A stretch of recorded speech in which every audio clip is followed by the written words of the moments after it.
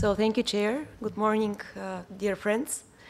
I will start from where Pedro left, but I would like to just broaden the scope of his intervention, because I cannot preach you, all of you sitting here, you are entrepreneurs, so you better than me understand how challenging and difficult is this.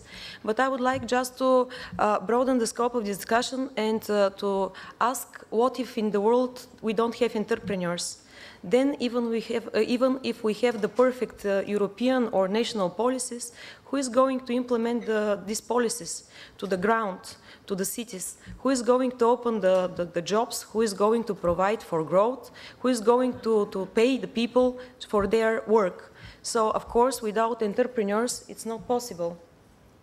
I forgot and I developed some slides,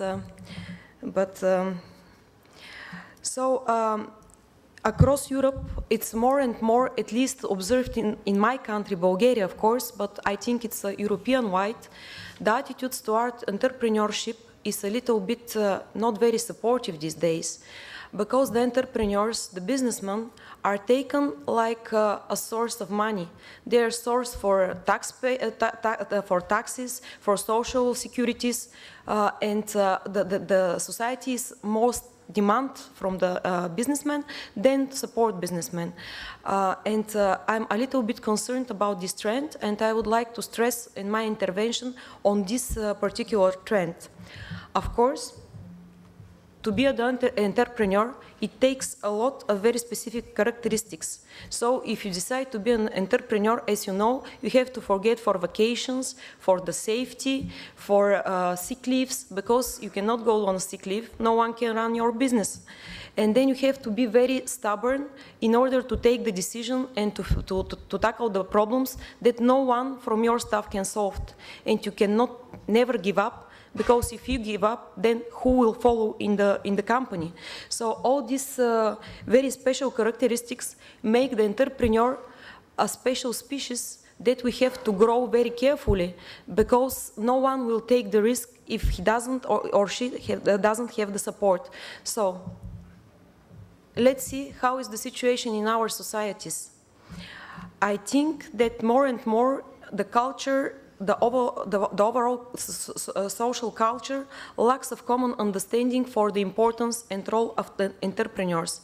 And it comes now from the families, because the families, I think, more and more encourage the youngsters to choose safe career paths and to look for more safety and predictability in their career lives. So more and more the young people would like to choose employment in the state administration, in big companies, in service of general interest providers, in order to be safe for their jobs. Then in the society, sometimes it's a little bit negative opinion toward the entrepreneurship and to the successful people, because okay, the people who doesn't get success in their lives often complain that it is about the situation in the society. And they say that people who are getting success, sometimes they don't use very honorable measures to get succeed. So sometimes the rich people are looked by the poor people like a source of incomes, of course, but also like sometimes not very pure and white models. Of course, this is the extremum of what I described, but I think that such kind of attitudes are existing. Then if we take the education system, I think that the education system is not very open to encourage the youngsters to take more risk and to manage better the uncertainty. And I think that the education system can provide more and more in terms of creating these very special skills that Pedro spoke about. And also there is another thing, more and more in our countries, it's a focus on the public money. So instead of thinking of what the market would like to have or how to innovate, the business community thinks how to get European financing or how to get a public procurement. So it's not anymore the purely entrepreneurial-driven society, but it's a little bit state-driven economy, if I may say. And this is another thing that impedes the development of entrepreneurship. And last but not least, in some countries, I mean our countries, the former communist countries, the traditions in the family business were cut because during the communist regime it was not supportive to have a private business, so it was condemned as a type of capitalism, and it cut the tradition in our family business. Of course, some small, very small entrepreneurial activities stayed, but in general the family business traditions were cut. Then, if we speak for the appreciation in Europe, it's a wide appreciated fact that it's more easier to be entrepreneur in the USA than in European Union, for many reasons. For example, in the USA, if you failed, the understanding is that you gain some lessons and you can continue with more wisdom. In the European Union, if you fail, it's perceived as a sign that you are not qualified or not good to do business. So this is the overall understanding. Then, of course, the time for recover after the bankruptcy is much more shorter in the USA than in the European Union. And if we speak about labor market legislation, it's a big topic, of course, but I don't think it's very supportive, the labor market legislation in Europe. And unfortunately, the trend is that it's go even worse in terms of protection of the workers in detriment of the employers. Also, the distinction between the personal assets and those engaged in the company is not very clear. So a lot of times the entrepreneurs in Europe are liable for their business failure with their own assets, which is not very supportive for them to develop and to take risks. For the access of finance, it was widely debated yesterday, and as the president of Group 1 pointed, we took an own initiative opinion, and we really consider and count on the efforts of our rapporteur, Mr. Dimitriadis, to propose some concrete actions to be taken on board from the decision makers in Brussels. Also, it's very difficult to start a new business because often people lack of understanding and information about market opportunities and how to be successful on the market. And my last point, it will be for the administrative barriers, which are very serious not only at the European level, but also at the state level and municipality level. So we speak a lot that we have to cut the red tape, but still there are a lot of rooms of improvement about this. All these issues has been addressed by different documents produced in the European Union, and also many documents and policy papers published across member states. And our committee, the European Economic and Social Committee, produced some opinions on these documents. You can find our opinions outside.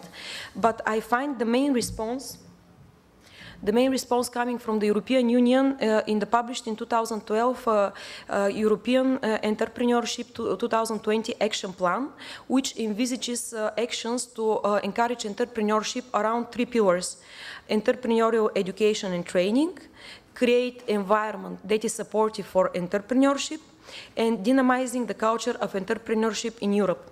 Most of the legislative actions in this action plan were envisaged to take place 2013-2014, but due to the change of the mandate of the European institutions, most of these initiatives are a little bit postponed. So we are looking forward working with the new Commission, of course, on these topics, but cannot say that we are totally pleased with the results achieved. So when we're tackling the issues and in the future negotiations with the commissions and with the national governments, we should stress, in my opinion, to some special issues that are very important in order to tackle the challenges in front of the entrepreneurship development. First of all, of course, it's education, and we can consider the education in 3 different layers. If we speak for youngsters, we have to start from the schools to cultivate culture that is more encouraging for the kids to take risks, to live in a situation of uncertainty and not to be afraid of this. Because, as Pedro rightly mentioned, when you take initiative, you have to be ready to put some risks and to bear some uncertainties in order to get success. And this is, should be trained even and developed in the schools, together with the essential skills, of course, including creativity, teamworking, understanding of risk, sense of responsibility, etc. For adults, I think that it is very important to have more mechanisms for recognition and validation of entrepreneurial learning during the career path. And also, this could be enhanced at both levels from the creation of right networks. Then, if we say, it's as pointed by Pedro, it's not possible to create entrepreneur from long-term unemployed person. This is a mistake which made from Bulgarian government as well when we spent our European funds. We have a lot of grant schemes upon the proposal of the European Commission to give 20,000 euro to long-term unemployed people to start business. Sorry, how it is possible? They hire premises, they furbish the premises, and then when the money finishes, they are again on the job market. So I don't think this is a good idea, and this is one of the myths that we have to fight with, I think. And then, of course, this is the access to finance. But the most important driver of entrepreneurship that I find, this is the family business. As Mrs. Gunnar yesterday pointed out, this is the most important vehicle that transfers the entrepreneurial culture from generation to generation. Of course, also, this is a tool to develop a very special culture, because when the youngsters grow in a family that runs a family business, then they are exposed to day-to-day operations of the business, so they can see the behavioristic patterns of the parents, and this is going very deep in their character, so they are ready to be future entrepreneurs.